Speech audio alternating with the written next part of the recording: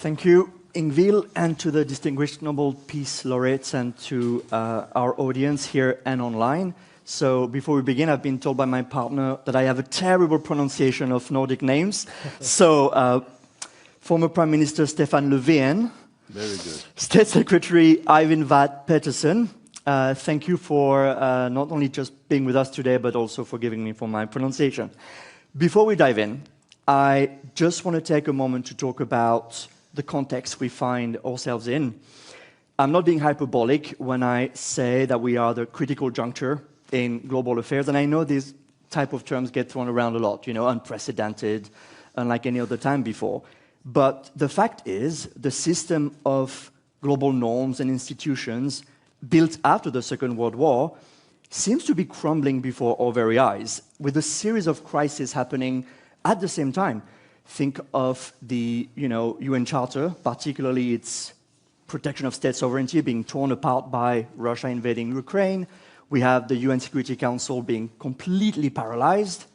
We have international humanitarian law being trampled on a daily basis. Everyone looking at Gaza can attest to that. And many of the very tools designed to uphold international law are also under attack. Think of the fact that sitting judges of the International Criminal Court are under US sanctions, and founding members of the courts, such as my country, France, say that they won't enforce warrants against the Israeli government. So all the while, we have the US pulling the rug under the feet of Europeans, saying, we don't know if Article 5 of the NATO alliance can be enforced, which prompts a flurry of European declarations about ramping up defense.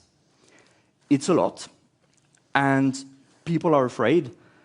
According to a survey released by the Peace Research Institute Oslo yesterday, 59% of Norwegians believe a new armed conflict is possible or likely in Europe within the next 10 years.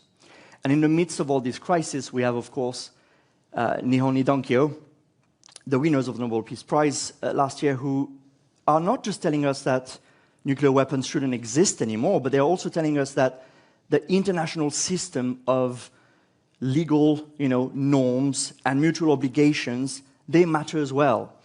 So as we begin, I'd like to keep in mind this sort of systemic crisis we find ourselves in, and ask you to start something about the title of the conference today.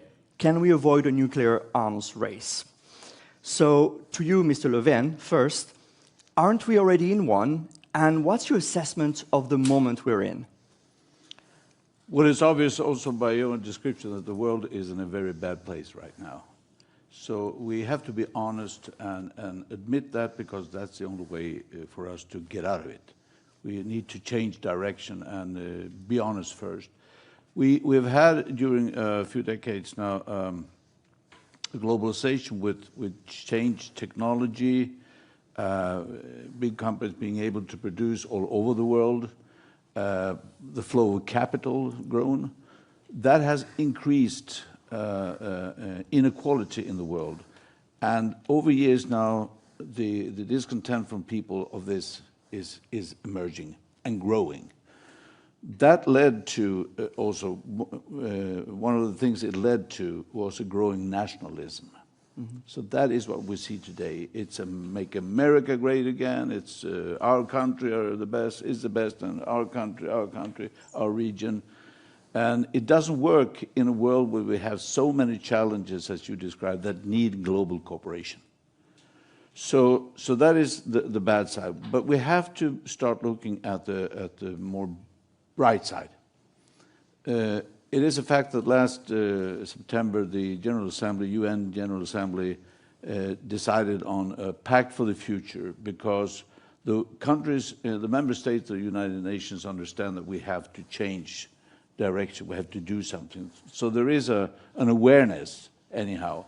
It's a long way to go, but things are happening, and I think for us now, it's important to support that process in any way we can, as NGOs, as politicians, as trade union leaders, as whatever, support that and keep the pressure on political leaders so that we can see the can be changes.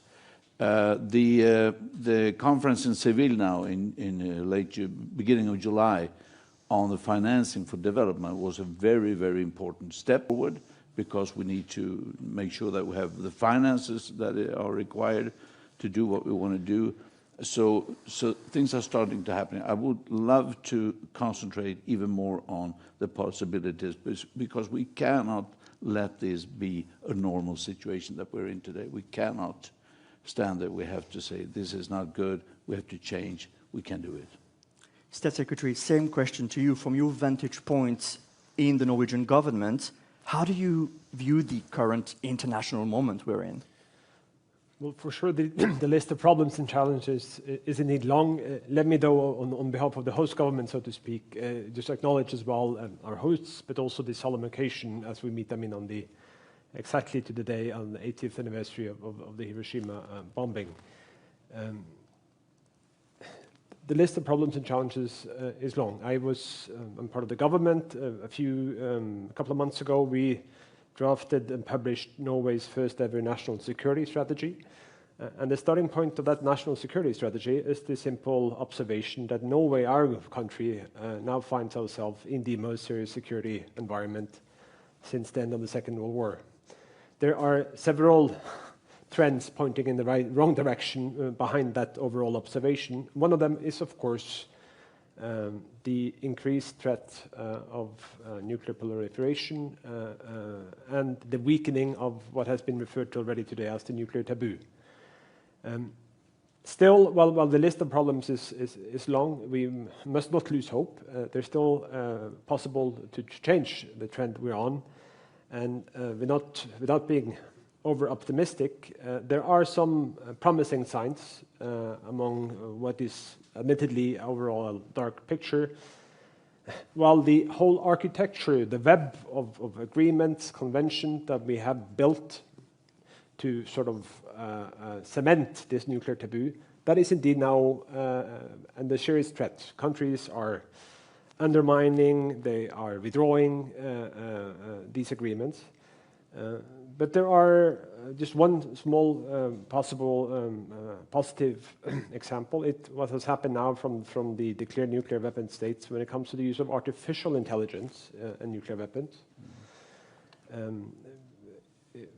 Everyone can then foresee this. It's rather dark science fiction when you take artificial intelligence and mix it with nuclear weapons. There's now a clear commitment from all the declared nuclear weapon states that artificial intelligence should be kept away from the nuclear arsenals. That's a step in the right direction. And the clock is now also ticking on the New START agreement. And luckily, we've seen some promising signs lately coming from President Trump that the US is open to talks with Russia and with China in terms of settling on a new arms control agreement. We have to work and support those possible trends, while, again, admittedly, the list of problems and challenges is long. Okay, I hear hints of optimism in both of your answers. The reality, of course, is that in March, European leaders agreed to a massive increase to defense spending, a 800 billion euros plan. And at the end of June, at The Hague, NATO allies agreed to increase their defense spending to 5% of GDP. So put simply, we are really witnessing a massive increase, not just in defense talk, but action here in Europe. So, Mr. Löfven, do you believe this will significantly alter the defense landscape here at home? Is it a game changer? Depending on if we are able to look at things in different time zones, time frames, the defense of Ukraine is crucial to Europe.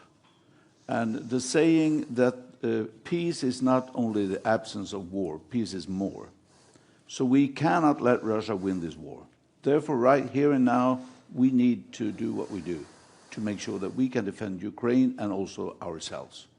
But in the longer run, we have to understand that a constant increase of military capacity is not the sustainable solution if you want peace. It is not. So right now, while we have this with Russia, we also have to start thinking, okay, what's next? When this war is over, how will the new world order look like? What is it? Do we need a new Helsinki conference? What is it we have to do? Because we have to find a way to solve things together. We have to find a way to go towards a common security. This nuclear threat, this mutually assured destruction, MAD, mad. This is mad. To believe that you are secure just because I can destroy you and you can destroy me and we can destroy you, and we call that security. Crazy. You know, madam. Let's change that to mutually assured survival. So if we can start a dialogue between countries, between regions, that the best long-term sustainable security we can provide for people is when we have dialogue and cooperation with other countries. Because when my neighbor feels safer, I am safer. If my neighbor feels unsafe, I am unsafe. So that is, so here and now we need to make sure Russia doesn't win the war, but we have to start discussing, planning for what comes after a new world order. Stabilize United Nations, make it function better, but yeah. Well, it seems that the new world order, at least seen from Europe's vantage point, is a consecration a little bit of what French President Emmanuel Macron has been advocating for many years, which is the concept of strategic autonomy. And he's been championing this even before he famously called NATO brain dead in 2019.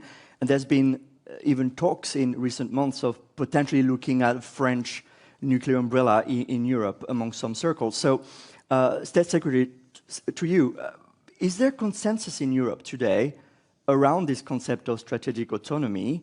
In other words, can Europe do without its US ally? I would say there's certainly no consensus on the precise definition of what strategic autonomy should be.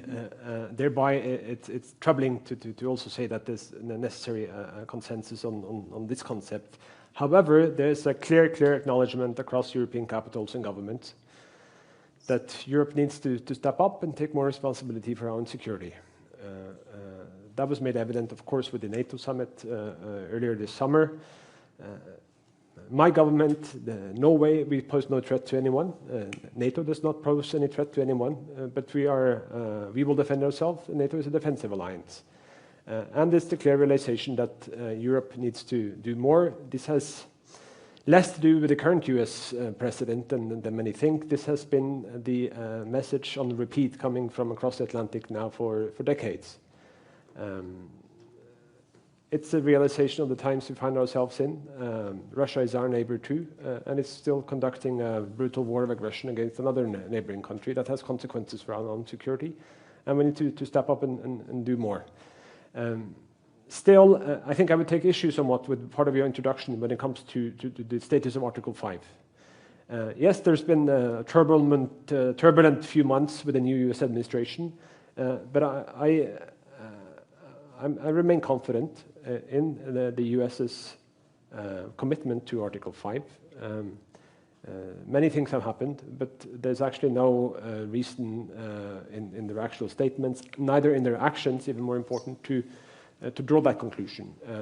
NATO remains a strong alliance. Also now, this, we believe, is a very positive thing for Norwegian security, is that our Swedish neighbors and friends are now also allies together with Finland. That increases stability in our part of the world, and it's a good thing for NATO as well. Right. And okay, this is for the sort of military landscape in Europe at the moment. But to the initial question of how do we get to that point where we sort of disarm, I think actions matter. And if you look at what's going on around the world, especially in the last few months, with some sort of pretty unsettling nuclear chest puffing left and right, I think the question becomes, how do we make that happen in practice? I mean, think of Iran, and I'm so glad we had Narges Mohammadi with us today. We've had Iran enriching uranium, saying, it's for peaceful purposes. As Narges said, it's of course about power and competition. And we saw Israel launching an attack on Iran last June, which led to 12 days of war and the US bombing 3 nuclear sites. So, Mr. Löfven, to you first. The US and Israeli strikes may have set back, Iran's nuclear program to some degree. We don't know by how much. Do you think this type of action may simply just provoke countries like Iran to just dash for the bomb? Could. I mean, again, here we see we have the capacity to solve this very complex situation. We did that with the JCPOA. So there was an agreement in place, but unfortunately, the U.S. withdrew, and Trump, of course, withdrew. So we see that there is a possibility, and I do hope now that the contacts between Germany, France, and others with Iran can lead to a similar process, so that they, according to NPT, that they can have a peaceful nuclear energy, but not for weapons. So we can do it. I just forgot to say something. When I said that we need to do what we do now to resist Russia, that does not include increase of nuclear weapons. It does not. We have to find a way to decrease number and get rid of them eventually. So although we are increasing our military capacity, I don't want to see an increase of nuclear weapons. On the contrary. How do we get to a consensus around that issue? I mean, Narges Mohammadi was mentioning the double standards sometimes, especially in the West, on these issues. For example, if we think, obviously the prospect of a nuclear-armed Iran is frightening enough, but a lot of countries in the global South are pointing out to the fact that while Iran will be subjected to a series of, checks by the IAEA, the International Atomic Energy Agency, countries like Israel, who are widely believed to have a nuclear bomb, are, as far as I'm aware, not publicly really told to, roll it back. And to note, Israel is not a party to the Non-Proliferation Treaty alongside India, Pakistan, and North Korea. So perhaps to you, State Secretary, some critics in the Global South are pointing out to the double standard. Do you agree with that sentiment? And is this something that damages the West's standards on this issue? Well, for sure, I acknowledge that sentiment, and to a certain extent, it's also understandable. The Norwegian position, we try to be consistent on these issues and say that every single country on the planet would benefit from everyone else also being a part of the NPT. The Non-Proliferation Treaty, it has its challenges, but broadly speaking, it has actually been fairly successful over the past half-century.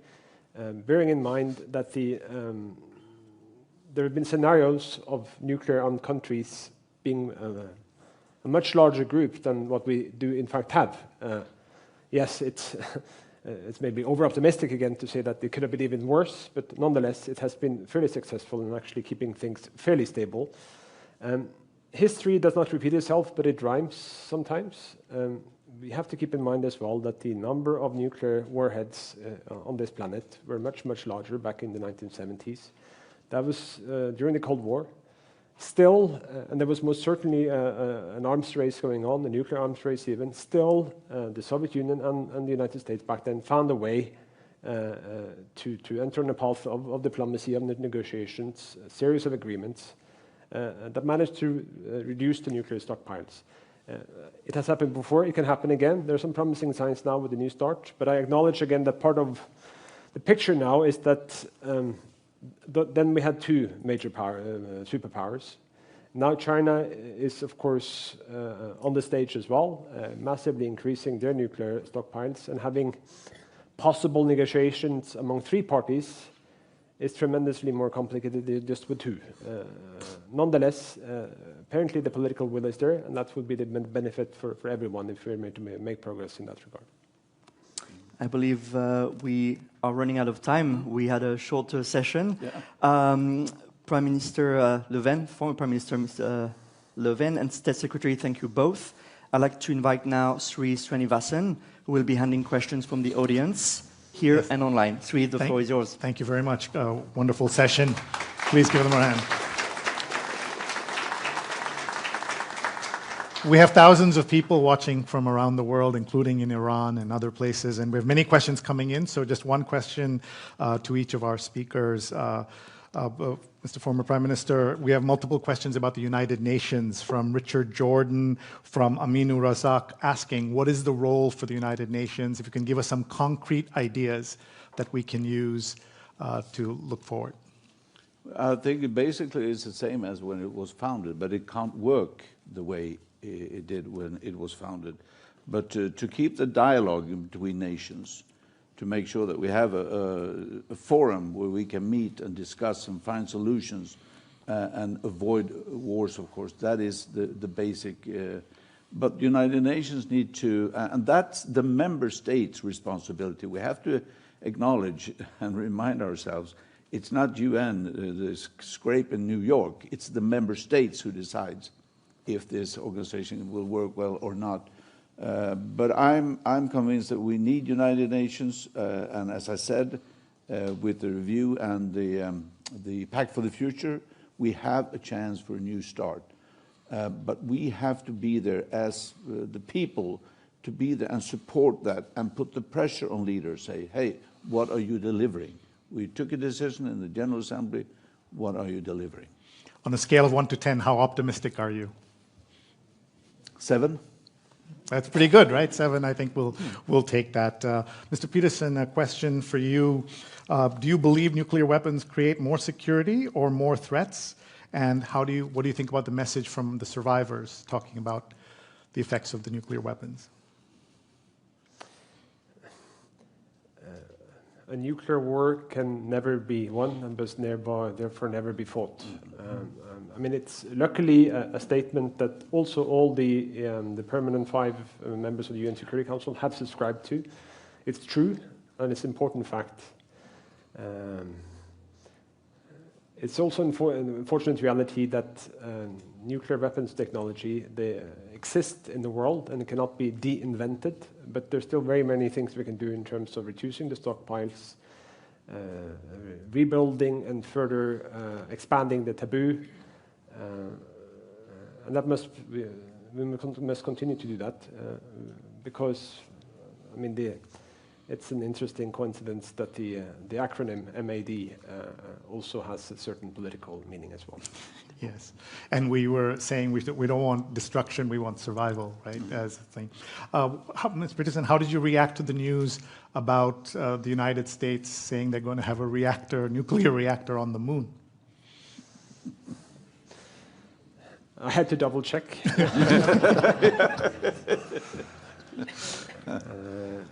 I think all countries as well have agreed that when it comes to space, we should restrict ourselves. I saw the news. I think there's a bit more details to be discovered, and I think we have back in this country. Nuclear power has gone from being a bit of a national taboo to now being very much part of the political debate. But there's quite a distance from that discussion to having something on the moon, I think, as well. Okay. And on a scale of 1 to 10, how optimistic are you? 7. 7. All right. I think that's what we'll do. Thank you very much, gentlemen. Thank you. Thank you, Swede, moderator.